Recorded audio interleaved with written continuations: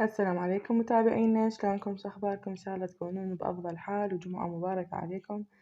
رجعنا فيديو، طبعا هذا الفيديو مصورته من اخر يوم برجب، كنت سويت ثواب، فاليوم يلا قدرت امنتجه. هنا أنا عندي دجاجة غاسلتها ومنظفتها ومقطعتها حسب القطع اللي انتي ترديها. هنا أنا ضفت زيت بالجدر ونزلت عليه قطع الدجاج، راح ابدي احمسهم حمسة زينة، وأضيف لهم المطيبات والبهارات. يا رب تكون جمعة خير وبركة عليكم، وإن شاء الله أيام مباركة، شعبان إن شاء الله، ما ظل شي أيام قليلة تفصلنا عن شهر رمضان المبارك. إن شاء الله ما بقانا بس 20 يوم، إن شاء الله ينعاد عليكم بالصحة والسلامة وينعاد عليكم لا فاقدين ولا مفقودين يا رب، يتقبل صالح الأعمال، وإن شاء الله عودة للمدارس عودة حميدة. هنا أنا راح أبدي أضيف المطيبات، ضفت ورق اللوري وقرنفل، إذا حابين تضيفوا النهيل حسب المطيبات اللي انتو حابيها. وأكيد راح أضيف حبة هنا الكبدة والحوصلة أضيفهم آخر شي حتى لا ينهرون من التحمير. وأضيف كركم وأضيف كاري أو اللي انتو حابينه من البهارات تقدرون تضيفونه. وهنا راح أضيف بصل، وأضيف رومي بصرة، وأضيف فلفل أخضر. طبعا الفلفل الأخضر وإذا كان عندكم ليمون ينطي نكهة وطعم كلش طيب للدجاج، وخاصة ريحة الفلفل تنطي نكهة وطعم كلش طيب. أنا أحب يعني دائما إذا متوفر عندي الفلفل الأخضر أضيفه للدجاج بالسوق، يعني قطع كلش طيب. هنا راح أبدي أضيف الكركم، البهارات اللي انتي حابتها، حابة تضيفين بس كركم، بهارات دجاج، كاري، 7 أشكال اللي متوفر عندك واللي انتي حابته. إذا حابة تضيفين فلفل حار هذا شي اختياري وراجع لكم، طبعا المطبخ أذواق. هنا أنا أحب أظل أحمس فيهم إلى أن ريحتهم هيجي تعبي البيت، وبعدين أضيف عليهم ماي حار حتى يساعد إنه يستوون بسرعة.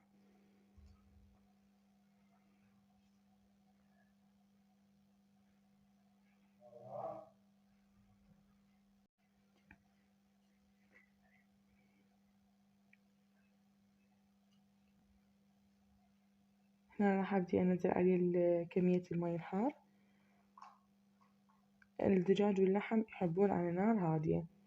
هنا أنا بس يعني أشوفهم يغلون، يعني ياخذون غلوة وأنصي النار وأخليهم على راحتهم يستوون.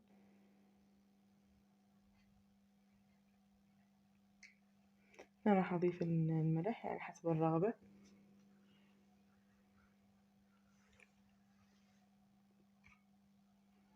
هنا أنا راح أبدي أسوي حشوة للبرياني، يعني حشوة شوية طيبة يعني أحبها. هنا أنا عندي بوتيتا وعندي جزر وشرايح من البصل وعندي فطر وعندي فلفل، أكيد الشعرية. هنا أنا راح أخلي طاوة وجدرية، هنا أنا راح أبدي أشتغل يعني أقلي وهمتين أحمر الشعرية. طبعا الفطار ينطي كلش طعم طيب ومذاق طيب يعني لحشوة البرياني. والجزر أنا كنت أصلا فارسته بالثلاجة، طلعت الكمية اللي أنا احتاجيتها، شطفته ويعني فكيت ثلج من عنده وأخليه مثل ما نقول ينشف الماي مالته، وأبدي أقلي رأسه فنون. هو أخذ شوية لون استيهيت عليه بس ماكو أي إشكال، طعمه كلش طيب.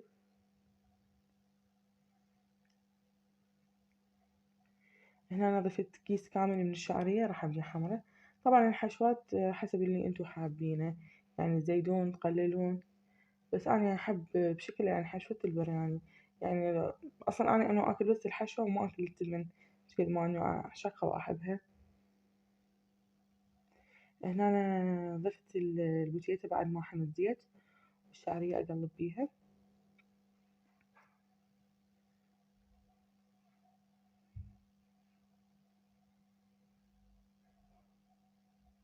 حبايبي إذا وصلتوا لهاي المرحلة من الفيديو فأتمنى لا تنسونا باللايك والاشتراك بالقناة وتفعيل زر الجرس الكل حتى الإشعارات اللي تنزل تواصلي لكم، وأتمنى تشاركون محتوى القناة بين أهلكم وأصحابكم، يعني تدزوا لهم إياه على الواتساب، على الفيس، يعني على بقية مواقع التواصل حتى عائلتنا تكبر.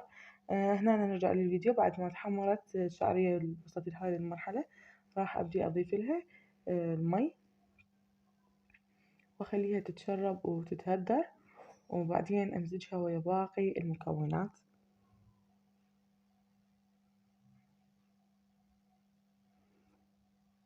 هنا البوتيتا جاي تاخذ تحميرة.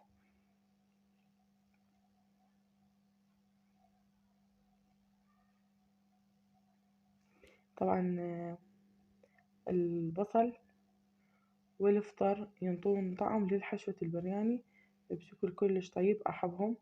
يعني ينطون نكهة وطعم كلش كلش طيب، أتمنى تجربوها.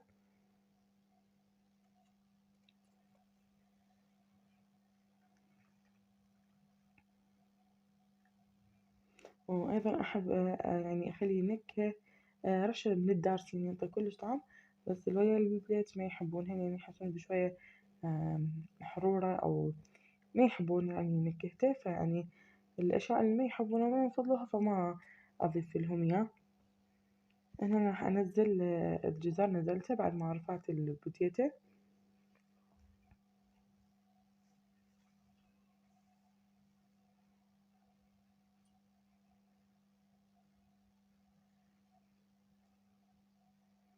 طبعا أنا نسيت عنه، يعني هيك يعني جاني تليفون وسهيت عنه، فشوية أخذ لون يعني، بس كان طعمه كلش طيب يعني بصراحة. ويعني استوى البوتيتا، ولو ياخذ يعني دقايق يعني، بس يعني مرحلة التقلاة مالته نفس تقلات البوتيتا، يعني هم ياخذ شوية حتى لا يطرى ويصير طيب.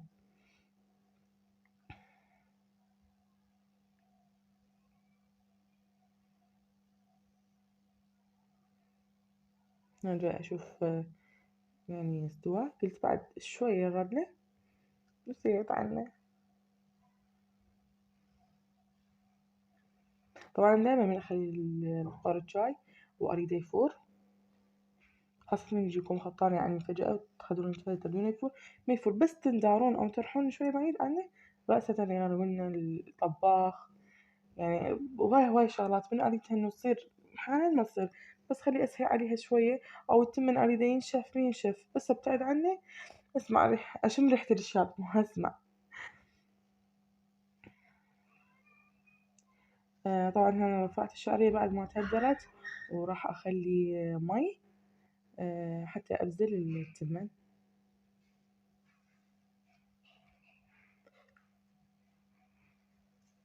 آسفة على الارتجاج، ما أعرف إنها صارت رجة على الزلزال.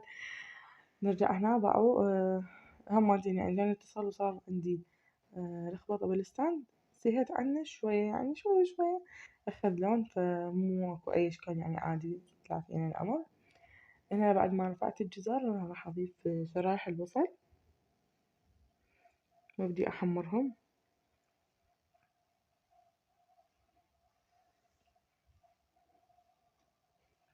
أنا راح أنزل شرائح الفلفل، وإذا حابين فلفل ألوان بعد اختياري إذا متوفر عندكم، ينطي هم طعم وهم شكل حلو. طبعا ما أعرف الواحد من يدخل المطبخ يعني بوقت متأخر أو مستعجل على شغلة، فما أعرف تصير يعني شغلات وتصير اشتباكات ويصير لازم يوقع شي ينكسر، أو ما أعرف واحد إنه يتلخبط ويظل مثل ما تقولين مرتبك. هنا بعد ما ذبل عندي البصل والفلفل راح أبدي أنزل الفطار. إذا ما حابين الفطور أو ما تحبونه أو ما ترغبونه تقدرون تستغنون عنه هو والفلفل، بس صراحة ينطي طعم كلش طيب. طبعا هنا أنا ضفت شوية من الكاري. طبعا البهارات أذواق يعني، بس تقولون ليش ما ضفتي بهارات برياني أو ما ضفتي بهارات دجاج، ما أعرف حسيت إن الكاري ينطي طعم. وهنا ضفيت شوية كمون.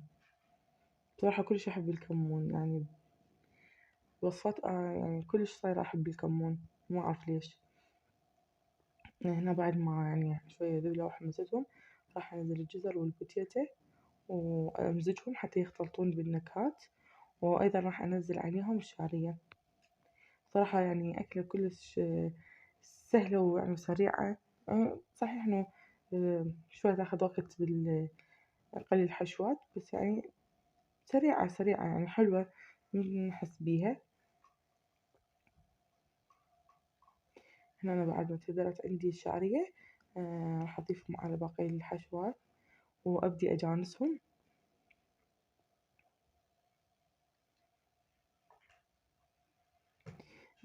إذا ملاحظين ما خليت ملح على أي حشوات. من أكمل أبدي أرش ملح حتى لا يصير عندي الأكل مالح، لأن بصراحة أنا أحب الأكل المالح، فدايما يعني بالحشوات وهاي ما أملح كل البهار يعني المواد، آخر شي بالنهاية أملحهم.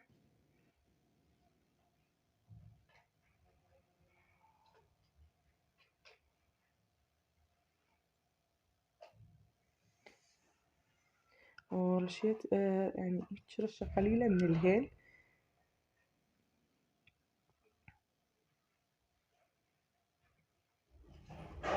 وآسفة لا تسمعون أصوات. تعرفون يوم الجمعة والأب إذا يقعد بالبيت لازم يظل آه، يبحوش بالبيت ويطلع شغلات.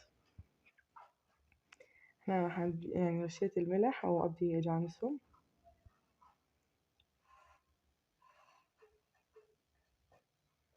طبعا الأب العراقي يعني يا رب يحفظ آبائكم وأزواجكم وأولادكم. بيوم الجمعة من يقعد يقول الجمعة هاي راحتي، راحتي إنه يظل يصعد على السطح يدور شغلات، يعني يعزل السطح أو يعني يطلع شغلات ما أعرف شنو، أو يسوي فد كهربائيات وهاي ويحوص البيت كله. هنا بعد ما بذلت التمن ضفت زيت وبس حمان نزلت التمن وراح أبدي أقلبه، ويعني أضايفه ملح بالمي، فما راح أضيف بهاي المرحلة لأنه أكيد يعني الملح كافي. على ما تهدر التمن ورجعنا لكم نبدي نصب غدانا. طبعا صراحة أحب كلش إنه العائلة تلتم على صحن واحد، يعني أحب هاي الصحون الكبار إن العائلة كلها تلتم عليها، أحس بيها هيج بركة والعائلة كلها تاكل من ماعون واحد، كلش أحبها. أنا حبدي أصب التمن وراح أضيف عليه الحشوة. طبعا الدجاج استوى وطلعت الدجاج وخليته ينشف قليته، بس ما أعرف المقطع يعني ما أعرف وين اختفى بالمونتاج. اللي يحب يقلي أو يحب يحمر بالفرن أو يحب يخليه سليم بعد اختياري كل من ورغبته. هنا أنا حبي أضيف الحشوة.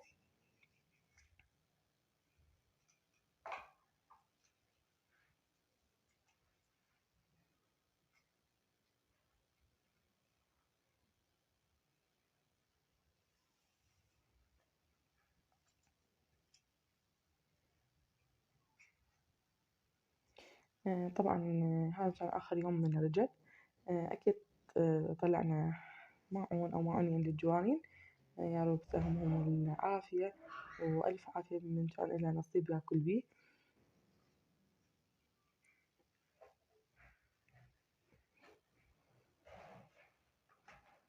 فهنا وصلنا تقريبا إلى نهاية الفيديو. ربي يحفظكم ويرزقكم ويعطيكم الصحة والعافية، ونقولكم هنا نسلمكم العافية. وهنا راح أضيف القطع الدجاج وأخلي بقية تحضيرات الغداء. أخليكم تتفرجون على نهاية الفيديو، أقولكم في أمان الله ومع ألف ألف سلامة.